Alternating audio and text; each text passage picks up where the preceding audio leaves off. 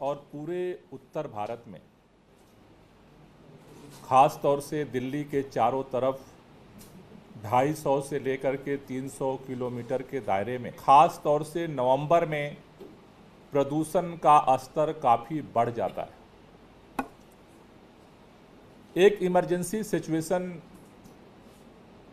दिल्ली, हरियाणा, राजस्थान, उत्तर प्रदेश, पंजाब के अंदर पैदा होती है। इस प्रदूषण को कम करने के अंदर दिल्ली में अरविंद केजरीवाल जी के नेतृत्व में सरकार लगातार काम कर रही है और उसका हमें परिणाम भी दिख रहा है। दिल्ली में जब से हमारी सरकार बनी है उसके बाद लगातार प्रदूषण का स्तर कम होता जा रहा है। पूरे साल का जो आंकड़ा है वो इस बात को बताता है। लेकिन पूरे साल में प्रदूषण का स्तर कम होने के बावजूद नवंबर के महीने में हम देखते हैं कि प्रदूषण का स्तर तेजी के साथ बढ़ता है। उस इमरजेंसी सिचुएशन में क्या क्या इमरजेंसी मेजर्स लिए जा सकते हैं, उसको लेकर के पिछले साल आईआईटी कानपुर के एनवायरमेंट साइंटिस्ट ने हमारे सामने एक प्रस्ताव रखा था कि दुनिया के कई देशों में इस तरह के इमरजेंसी सिचुएशन से निपटने के लिए आर्टिफिशियल रेन क्लाउड सीटिंग का एक्सपेरिमेंट किया जा रहा है। पिछले साल हमने इसको लेकर के बातचीत भी शुरू की। आईआईटी कानपुर ने हमें एक प्रेजेंटेशन भी दिया कि उसके लिए क्या क्या जरूरत है। उसमें जो सबसे मुख्य तौर पर थी, एक तो आर्थिक प्रबंधन था और दूसरा था कि परमिशन चाहिए। क्योंकि दिल्ली देश की राजधानी है इसलिए यहां पर कई तरह के सिक्योरिटी परमिशंस की जरूरत है आर्टिफिशियल रेन कराने के लिए। पिछली बार समय कम था, वो परमिशन नहीं हो पाए। इस बार हमने ये सोचा कि समय रहते इस पर काम किया जाए और इसके लिए हमने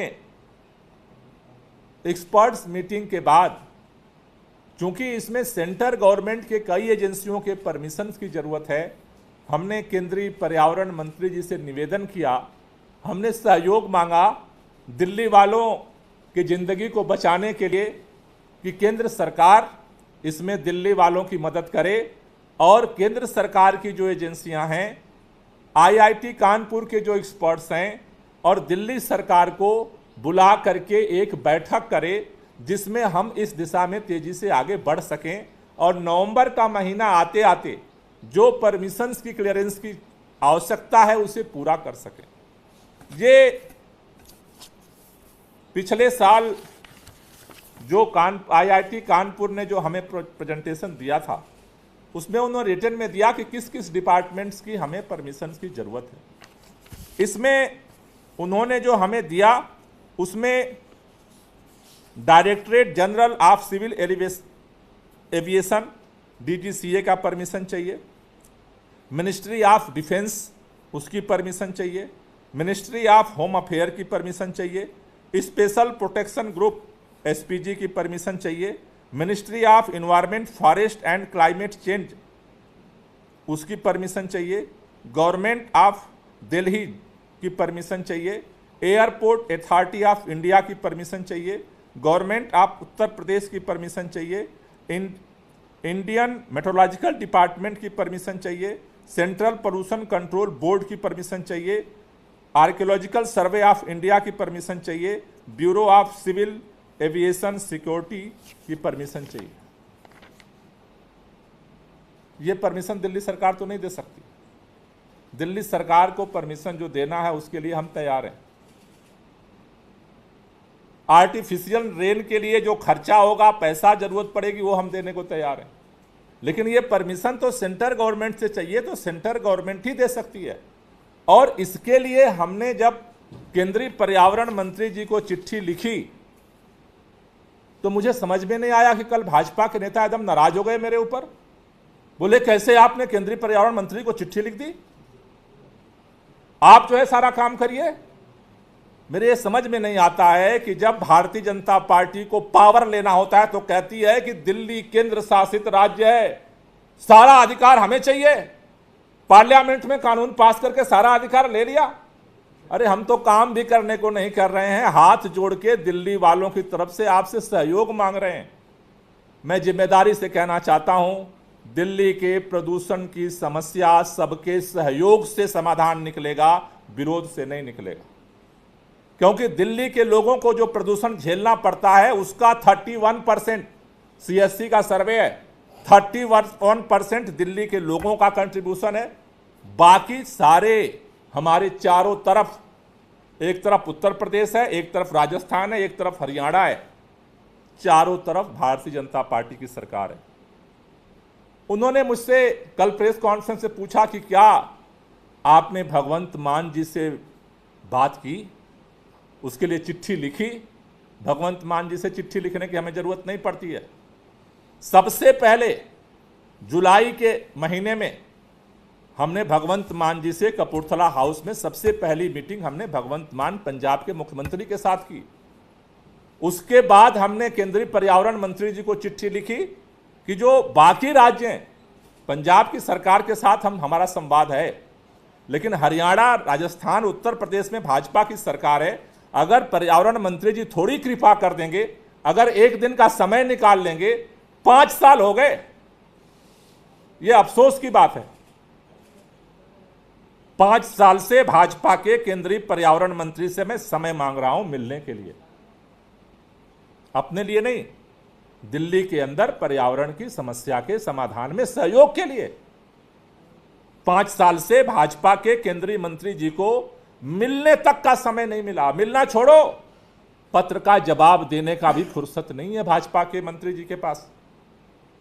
लेकिन फिर भी हमने कहा कि चूंकि हमारी व्यक्तिगत बात नहीं है कि हम इसको अहंकार में लें, हमें सहयोग चाहिए। हम एक ही बात जानते हैं, सहयोग के बगैर समाधान नहीं हो सकता है। चूंकि ये जो पर्यावरण प्रदूषण की समस्या है, ये सभी राज्यों की संयुक्त समस्या है, इसलिए समाधान भी संयुक्त प्रयास से होगा। हर साल वो इग्नोर करते हैं, लेकिन हर साल पर हम निवेदन करते हैं। और हमने इसीलिए इस बार भी उनको निवेदन किया कि ये जो सारी परमिशन है, अगर केंद्रीय पर्यावरण मंत्री अगर मीटिंग बुलाते हैं तो इसमें आसानी हो जाएगी समय रहते। दूसरी बात, उन्होंने कहा दिल्ली के अंदर कनॉट प्लेस में स्मॉग टावर बना दिया और पैसा जो है बर्बाद हो गया। मैं माननीय भारतीय जनता पार्टी के नेताओं से कहना चाहता हूं, थोड़ा तो पता लगा लिया करो मीडिया में बोलने से पहले। माननीय सर्वोच्च न्यायालय ने निर्देश दिया दिल्ली सरकार को भी और केंद्र सरकार को भी। माननीय सर्वोच्च न्यायालय ने कहा कि 2 पायलट करो, एक दिल्ली सरकार करेगी और एक केंद्र सरकार करेगी। माननीय सर्वोच्च न्यायालय के आदेश पर दिल्ली सरकार ने कनॉट प्लेस में पायलट शुरू किया और माननीय सर्वोच्च न्यायालय के आदेश पर भी केंद्र सरकार ने आनंद विहार में स्मॉग टावर का पायलट प्रोजेक्ट शुरू किया। दोनों सरकारों ने स्मॉग टावर बनाया। दिल्ली सरकार ने जो स्मॉग टावर बनाया वो पैसा बर्बाद हो गया, और केंद्र सरकार ने जो आनंद विहार में स्मॉग टावर बनाया वो पैसा आबाद हो गया। पूरी बात तो समझ करके बात बयान दिया करें। हमें आपकी बात, जो भी आप कहोगे, दिल्ली सरकार में हम हैं, अरविंद केजरीवाल की सरकार है, हम हर चीज के लिए उत्तरदायी हैं और अपना निर्वहन, हम अपने जिम्मेदारी का निर्वहन कर रहे हैं और निर्वहन करेंगे। लेकिन बोलने से पहले थोड़ी सी तो बात सोचो। इसी दिल्ली वाले पिछले 3 बार से लगातार 7 सांसद आपको जिताकर भेज रहे, केंद्र में 3 बार से आपकी सरकार बना रहे हैं दिल्ली वाले। दिल्ली में प्रदूषण को कम करने की जिम्मेदारी क्या भारतीय जनता पार्टी की कुछ नहीं है? लोकसभा का चुनाव जीत जाते हो और भाग लेते हो दिल्ली छोड़ के। केंद्रीय पर्यावरण मंत्री की कोई जिम्मेदारी नहीं है दिल्ली के अंदर। पूछते हो पत्र क्यों लिख रहे हो? अरे मिलने का समय तो, हम तो मिलना चाहते हैं, पत्र थोड़ा लिखना चाहते हैं। हम तो मीटिंग करना चाहते हैं, नीतियां बनाना चाहते हैं, कार्य योजना बनाना चाहते हैं और मिलकर लागू करना चाहते हैं। मैंने पहले भी कहा, केंद्र सरकार को हर तरह का प्रदूषण को कम करने के लिए, सहयोग देने के लिए कल भी हम तैयार थे, आज भी तैयार हैं और कल भी हम तैयार हैं। स्मार्ट टावर की बात पता तो कर लो कि आनंद विहार में जो स्मार्ट टावर केंद्र सरकार ने लगाया है, भाजपा की सरकार ने, उसकी क्या हालत है, वो भी तो पता कर लो। सुप्रीम कोर्ट ने कहा था पायलट प्रोजेक्ट करने का, पायलट प्रोजेक्ट कंप्लीट हो गया। हमने डिपार्टमेंट को कहा है कि जो भी रिपोर्ट आई है एक्सपर्ट्स की सुप्रीम कोर्ट में सबमिट करो, सुप्रीम कोर्ट को जो आदेश होगा उसके अनुसार आय कार्य योजना सरकार बनाएगी। वो आनंद विहार का स्मार्ट टावर छुपा क्यों रहे हो, किस बात का डर है? दोनों स्मार्ट टावर की रिपोर्ट रखो दिल्ली के सामने। तीसरी बात, उन्होंने कहा कि दिल्ली के अंदर प्रदूषण कम करने के लिए जो दिल्ली सरकार, पर्यावरण मंत्री कह रहे हैं आर्टिफिशियल रेन की, वो बता दें दुनिया में कौन सा ऐसी सिटी है जहां इसका एक्सपेरिमेंट हुआ। भाई थोड़ा बहुत तो पता कर लिए होते, थोड़े बहुत तो आपके यहां भी पढ़े लिखे लोग होंगे। दिल्ली में पहली बार आर्टिफिशियल रेन की बात नहीं हो रही है, ये आंकड़ा है और सर्च कर लो। 2008 में सबसे पहले जब ओलंपिक चाइना के अंदर होने जा रहा था, उस समय वहां प्रदूषण का स्तर काफी बढ़ गया था, चारों तरफ स्मॉग हो गया था, चाइना ने आर्टिफिशियल रेन कराया। उसके बाद मलेशिया में आर्टिफिशियल रेन हुई है, वहां पर जंगल में आग लग गई। जंगल में आग लगने के बाद इंडोनेशिया में, मलेशिया में, आसपास के देशों में जंगल में आग लगी और वहां इतना ज्यादा स्मॉग पैदा हुआ, AQI 500 650 के पार चला गया। उस इमरजेंसी सिचुएशन में वहां भी आर्टिफिशियल रेन कराई गई। पिछले साल अभी लाहौर में आर्टिफिशियल रेन कराई गई जब AQI काफी बढ़ गया था। तो हमारी कोशिश क्या है, सामान्य परिस्थितियों में दिल्ली के अंदर हम 12 महीने काम करते हैं, समर एक्शन प्लान पे काम करते हैं, विंटर एक्शन प्लान पे काम करते हैं, और उसका परिणाम भी हम दिल्ली के लोगों को बताना चाहते हैं। मैं भाजपा और कांग्रेस के नेताओं से भी कहना चाहता हूं, मैं आपको भी ये सारा डॉक्यूमेंट चिट्ठी में कल आपको भेजूंगा, एक बार आप पढ़ लो ठीक से, एक बार देख लो, और देख ना लो LG ऑफिस से भी भेज के रिपोर्ट चेक कर लो, केंद्र सरकार से भी चेक कर लो कि जो हम डाटा बता रहे हैं वो सही है या गलत है, क्योंकि हमारे बोलने और आपके बोलने से नहीं होता, फैक्ट इज फैक्ट। वो मैं आपको दिखाना चाहता हूं।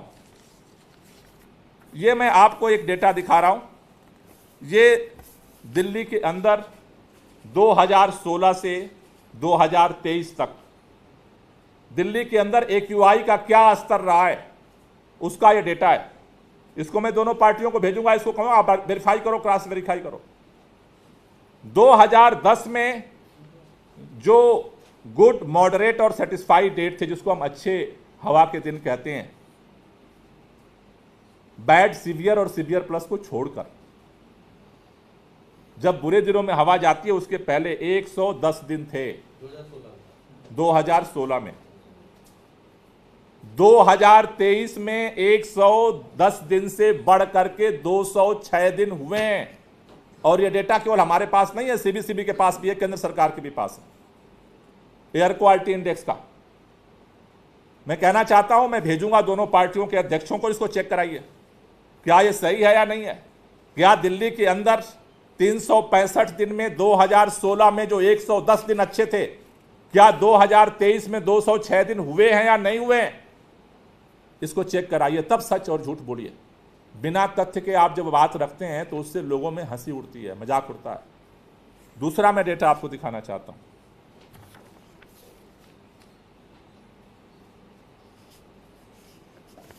ये दूसरा डेटा है, ये PM 2.5 और PM 10 प्रदूषण को मापने के लिए मेजर जो पहले लिए जाते थे, PM 2.5, PM 10, उसका डेटा है। ये डेटा 2014 में दिल्ली के अंदर पूरे साल का जो एवरेज AQI था वो 324 था। पिछले साल 2023 में वो घट करके 219 हुआ है। यानी PM 10 की मात्रा जो 2014 में 324 थी, वो 2023 आते आते 219 रह गई है। PM 2.5 की मात्रा जो 149 थी, वो घट करके 106 रह गई है। इस डेटा को भी मैं भेजूंगा, इसको भी वेरीफाई करा लीजिए। तीसरा डेटा ये एक डेटा है जो सेंटर फॉर साइंस एनवायरनमेंट का इंडिपेंडेंट एजेंसी का ये डॉक्यूमेंटेशन है, और ये डेटा दिल्ली सरकार के आधार पर नहीं है। इसमें लिखा हुआ है CPCB, केंद्रीय प्रदूषण कंट्रोल बोर्ड ने जो डेटा दिया CSC को, उसका एनालिसिस है। ये डेटा क्या कहती है? ये डेटा कहती है, इसको जरा ध्यान से आप सुनना, क्योंकि दिल्ली के अंदर आज जितने मॉनिटरिंग स्टेशन हैं, 2011 से 14 के बीच में इतने मॉनिटरिंग स्टेशन नहीं थे। तो इन्होंने एक साइंटिफिक कंपैरिजन निकाला। उन्होंने उन 4 स्टेशंस का डेटा उठाया 2012 से 14 का। कौन कौन स्टेशन जो पहले उस समय थे? उसमें जो स्टेशन थे वो थे ITO, इभास, मंदिर मार्ग, RK पुरम और पंजाबी बाग। ये 5 सबसे पुराने मॉनिटरिंग स्टेशन है, जिससे हमें उस समय पता चलता था कि दिल्ली में पोल्यूशन का लेवल कितना है। उन 5 स्टेशन में 2012 से 14 तक AQI का स्तर, और इस समय उसी 5 स्टेशन पे 2021 से 23 तक पोल्यूशन का स्तर क्या है, उसका उन्होंने कंपैरिजन किया। क्योंकि तभी पता चल सकता है, क्योंकि आज तो मान लो 40 है, 40 का लोगे और उसका तो पता नहीं चलेगा। उन्हीं 5 स्टेशंस का निकाला, उनका जो रिपोर्ट है, ये रिपोर्ट भी मैं भेज दूंगा। उनका कहना है कि 2012 में जो प्रदूषण का स्तर था 45%, आज प्रदूषण कम हुआ है। ये डेटा भी मैं भेजूंगा, आप सबको भी दे दूंगा, आप भी वेरीफाई कराओ, आप भी चेक करो ये डेटा जो मैं दे रहा हूं ये सही है या गलत है। उसके बाद एक बात उनको चिंता होती है, मैंने आर्टिफिशियल रेन, ऑड इवन, हम ये क्यों सोचते हैं? ऑड इवन भी इमरजेंसी मेजर था, आर्टिफिशियल रेन भी इमरजेंसी मेजर के रूप में हम सोच रहे हैं। क्यों सोच रहे हैं? ये मैं आपको डेटा दिखाना चाहता हूं। ये डेटा इसी साल अगस्त के महीने का है। दिल्ली में जितनी गाड़ियां चलती हैं, चल रही हैं, दिल्ली के अंदर जो सारी एक्टिविटी हो रही है, लेकिन ये डेटा है, ये डेटा दिखाता है अभी इस अगस्त का, 1 अगस्त से 31 अगस्त का डेटा है दिल्ली में प्रदूषण के स्तर का। ये डेटा क्या कहता है? 1 अगस्त को 64 था केवल AQI, 2 अगस्त को 75, 3 को 67, इसी तरह से अगर देखें 27 अगस्त को 70, 28 अगस्त को 70, 29 को 60, पूरा महीना 50, 60, 65, 70, 50, 60, 65, 70। ये AQI का स्तर इतना क्यों गिर गया इसी दिल्ली में? क्या उसकी वजह है? एक वजह है सबसे बड़ी, बारिश हो रही, बारिश लगातार हो रही है, तो जो सोर्स से जो पोल्यूशन पैदा हो रहा है वो बारिश की वजह से लगातार डिस्पर्स हो जा रहा है, उसका इंपैक्ट लोगों पे नहीं पड़ रहा है। सामान्य समय में जो हम काम कर रहे हैं, विंटर एक्शन प्लान तैयारी कर रहे हैं, उस पर हम काम करते हैं। दिल्ली के अंदर जो व्हीकल पोल्यूशन है उसको कंट्रोल करने के लिए पूरे देश के अंदर पहली सरकार है जो लगभग 2000 इलेक्ट्रिक बस दिल्ली के सड़कों पर ले करके आ चुकी है। टिल नाउ हिंदुस्तान के अंदर कोई सरकार नहीं है, और अगर है तो भाजपा के लोग बता दें हरियाणा में कितनी इलेक्ट्रिक बस चल रही है, राजस्थान में कितनी इलेक्ट्रिक बस चल रही है, कितनी बस जो उत्तर प्रदेश में चल रही है। कभी कभी मैं सोचता हूं, कई लोग कहते हैं नेता कि केंद्र सरकार पैसा दे रही है इसलिए बस आ रही है। हरियाणा को भी थोड़ा दे दो पैसा, तुम्हारी सरकार है, राजस्थान को भी थोड़ा पैसा दे दो, वहां भी इलेक्ट्रिक बस आ जाए, उत्तर प्रदेश में भी थोड़ा पैसा दे दो, वहां भी आ जाए, उनको भी दे दो थोड़े थोड़े पैसे। 2000 इलेक्ट्रिक बस चल रही है। दिल्ली के इतिहास में 7700 बस पब्लिक ट्रांसपोर्ट आज सड़क पर है, कभी नहीं थी दिल्ली में इतनी बसें। दिल्ली के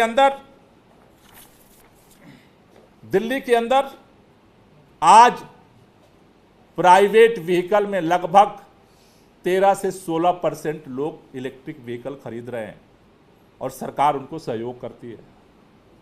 उतना ही नहीं किया है, ये प्रदूषण कम कैसे हुआ? कम इसलिए हुआ है कि हमने व्हीकल का पोल्यूशन इलेक्ट्रिक बसें ला करके कम किया, प्राइवेट जो व्हीकल है उसको ला करके कम किया। दिल्ली के अंदर 24/7 बिजली की गारंटी करते जनरेटर का धुआं हमने दिल्ली से बाहर किया। आज भी हरियाणा के अंदर गुड़गांव और गाजियाबाद के अंदर जनरेटर से कॉलोनियां चलती हैं।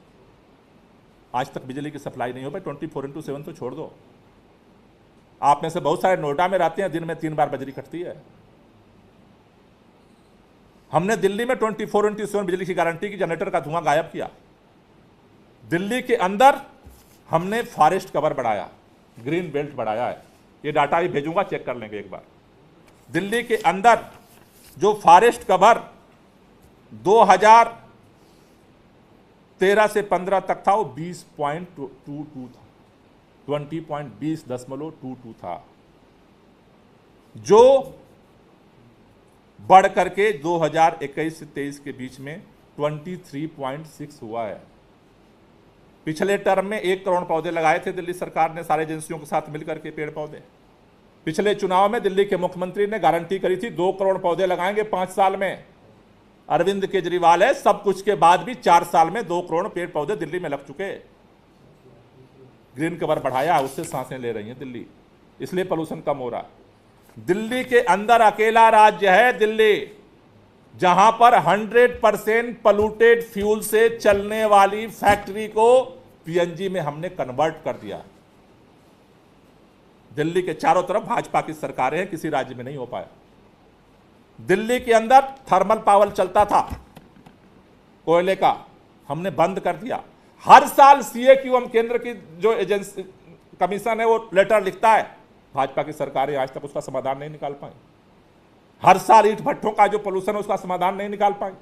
आज तक पिछले साल इतना अभियान चला, फिर भी डीजल की बसें दिल्ली के चारों तरफ दौड़ रही हैं, हरियाणा में दौड़ रही हैं, राजस्थान में दौड़ रही हैं, उत्तर प्रदेश में दौड़ रही हैं। अरे कम से कम सीएनजी की तो बसें चला लो। चिट्ठी लिखने से आपको दर्द पैदा हो गया। मैं फिर कहना चाहता हूं, हम तथ्यों के आधार पर बात करते हैं और ये सारा जितना फैक्ट है दोनों पार्टियों को मैं भेज रहा हूं, एक बार देख लीजिए। और हाथ जोड़ के विनती है, केंद्र सरकार को भी काम करने दीजिए, उनकी भी थोड़ी जिम्मेदारी तो है। प्रदूषण कम करना है तो एनसीआर के सभी राज्यों को, केंद्र सरकार को एक दूसरे का सहयोग करना पड़ेगा। विरोध करने से प्रदूषण कम नहीं होगा।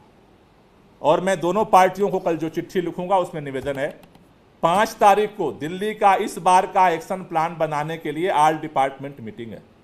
मेरी दोनों पार्टियों से गुजारिश है, जो जो हम कर रहे हैं उसके अलावा आपका कोई भी सजेशन है कि इस काम को करने से दिल्ली में प्रदूषण का स्तर कम हो सकता है, दिल्ली सरकार वो करने के तैयार है। आप भी अपना सजेशन दीजिए।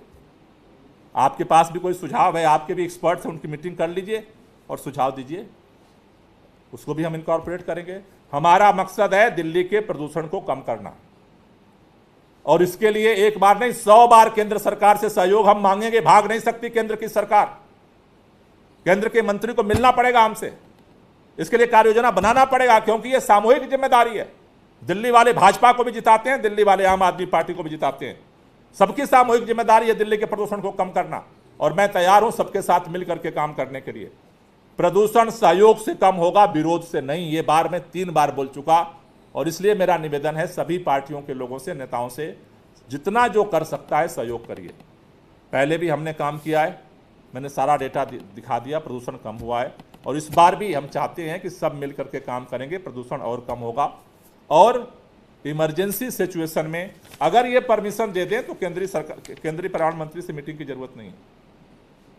हम इस परमिशन के लिए उनसे हाथ जोड़ रहे हैं, तभी आर्टिफिशियल रेन हम कर सकते हैं इमरजेंसी आने पर। इसलिए मेरा निवेदन है कि पूरे तथ्य को समझ करके केंद्रीय पर्यावरण मंत्री जी से निवेदन है, आप चिट्ठी एक जवाब दे देते। चिट्ठी मैंने भेजी, केंद्रीय पर्यावरण मंत्री को जवाब देते हैं भाजपा के अध्यक्ष। समझ में नहीं आती है बात। दिल्ली के एक इलेक्टेड गवर्नमेंट का मिनिस्टर, एनवायरमेंट मिनिस्टर, केंद्र भाजपा के इलेक्टेड पर्यावरण मिनिस्टर को एक चिट्ठी लिखता है जनाब एक मीटिंग बुला लीजिए। उसका जवाब नहीं आया अभी तक। प्रेस कॉन्फ्रेंस कौन कर रहे हैं? भारतीय जनता पार्टी के अध्यक्ष कैसे चिट्ठी लिख दिया, माई बाप गलती हो गई, लेकिन गलती करने के लिए हम मजबूर हैं। दिल्ली में प्रदूषण है तो मैं सबसे सहयोग मांगूंगा, एक बार नहीं 100 बार मांगूंगा। दिल्ली की जनता के लिए हम करेंगे और आपकी भी ये जिम्मेदारी है कि आप भी सहयोग करें। Thank you. कोई क्वेश्चन हो तो ले लीजिए। उन्होंने जो सवाल खड़े किए, उन्होंने खर्च को लेके भी बोला, साथ में भी बोला कि ये मतलब फीजिबल नहीं होगा कि आप अगर तत्काल रूप से अगर बारिश कराते हैं। भारतीय जनता पार्टी के अध्यक्ष इसके एक्सपर्ट हैं क्या? हमने क्या कहा? हमने ये कहा कि भाई केंद्रीय पर्यावरण मंत्री जी सारी एजेंसियों को, IIT कानपुर को और हमें बुला लें। CBCB के एक्सपर्ट भी बैठे, वो उस पर डिस्कस करके रिजल्ट निकलेगा ना कि फिजिबल है या नहीं है। पर्यावरण मंत्री जी ये लिख के क्यों, यही लिख के पर्यावरण मंत्री जी जवाब दे। हमें चिट्ठी लिखी पर्यावरण मंत्री को, बोल रहे हैं प्रदेश अध्यक्ष। इसका त्रिकोण समझ में नहीं आया भाई। वो उनके पास एक्सपर्ट्स हैं, हम क्या रहे हैं, एक मीटिंग बुलाओ, मीटिंग में डिस्कस करके तो डिसाइड होगा कि फिजिबल है या नहीं है। चाइना ने कैसे फिजिबल किया, अभी इंडोनेशिया ने कैसे फिजिबल किया, मलेशिया ने कैसे फिजिबल किया, ये तो मीटिंग के बाद ही डिसाइड होगा। एक दूसरा मुद्दा, आज से आप लोग आम आदमी पार्टी की, आपके विधायक आपके द्वारा पार्षद, अभी आगे विधायक हो, अभी इस पर दिलीप पांडे जी PC करेंगे आपके साथ। इसको लेकर कोई सवाल हो तो ले लीजिए। लेकिन क्या अगर परमिशन नहीं मिलती है, क्योंकि जिस तरीके के हालात नजर भी आ रहे हैं, तो आप कह रहे हैं कि वहाँ से 5 साल से कोई जवाब नहीं आया चिट्ठी तक का, और भाजपा जो है राजनीति कर रही है, लेकिन क्या दिल्ली वालों को प्रदूषण के लिए फिर से जूझना ही पड़ेगा? ये सवाल क्योंकि दिल्ली वालों से जुड़ा है तो आपको देखो अभी जवाब नहीं आया, लेकिन मैं तो पर्यावरण मंत्री जी से लगातार कोशिश करूंगा, आखिरी क्षण तक प्रयास में नहीं छोड़ूंगा। सर क्या आर्टिफिशियल रेन ही प्रयास मेरा जारी रहेगा। आर्टिफिशियल रेन ही एक ऑप्शन है कि one option, not a all option. बाकी सारे ऑप्शंस पे हम काम कर रहे हैं, जो विंटर एक्शन प्लान बना रहे हैं उस पे काम कर रहे हैं। आपका भी कोई सजेशन है वो भी बता दो, वो भी हम करेंगे। हमने एक्सपर्ट्स को भी सारे बुलाया था, उनका जो सजेशंस थे उस पे भी हम प्लान बना रहे हैं। भाजपा का कोई सजेशन आता है, कल चिट्ठी लिख दूंगा मैं ऑफिशियल, कोई सुझाव उनका है उस पे भी काम, हर ऑप्शन पे काम करेंगे। काम होता है, काम हुआ है तभी 45% पोल्यूशन कम हुआ है, काम हुआ है तभी हुआ है। लेकिन नए नए जो चैलेंज आ रहे हैं उसको नए तरह से हमें सॉल्व करने के लिए इनिशिएटिव लेना पड़ेगा। बात इतनी सी है। और इनिशिएटिव तो छोड़ो, मीटिंग करने के लिए कौन सी साइंस चाहिए? एक मीटिंग के लिए तो हमने निवेदन किया है। केंद्रीय पर्यावरण मंत्री को दिल्ली के प्रदूषण की समस्या पर दिल्ली के पर्यावरण मंत्री के साथ एक मीटिंग करना भी नहीं, इतना भी नहीं टाइम है। दिल्ली वाले हर बार सांसद जिता जिता भेज कर सरकार ऐसे ही बना रहे हैं फोकट में। सांसदों को भी आप चिट्ठी लिखेंगे कि इसमें सहयोग करें? सबको लिखेंगे भाई, सब हम तो उनके सरकार को ही लिख रहे हैं। मेरा देखो, मैंने बहुत स्टडी किया है, 5 साल में मैंने बहुत समझा कि समस्या क्या है।